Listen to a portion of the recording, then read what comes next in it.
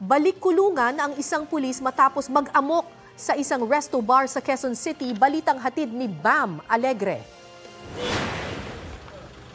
Hindi pa man nabibigyan ng clearance para makaalis. Sinubukan makalabas ng Camp Karingal ang sasakyang ito. Ang sakay niya nang inarestong si Police Lieutenant Colonel Mark Julio Abo dahil sa pagpaputok umano ng baril ng 2 beses sa isang resto bar sa Quezon City.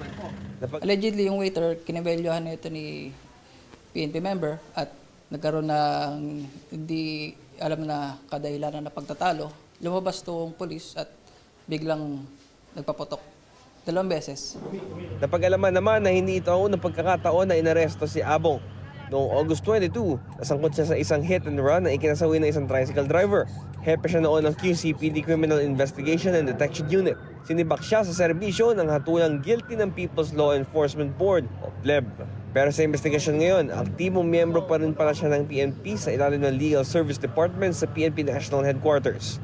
Hininga na namin ng pahayag ang PNP kaugnay nito pero wala pa silang tugon.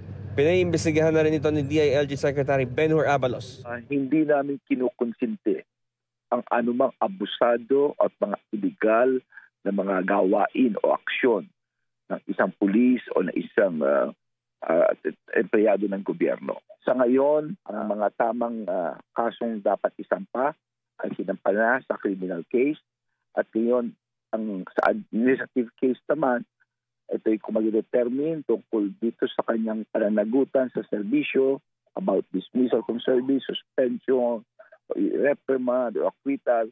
Ito ngayon ay iniimbestigahan na ng Internal Affairs Office. Sinubukan namin kunan ng pahayag si Abong pero hindi kami pinayagan na nagpakilala niyang partner.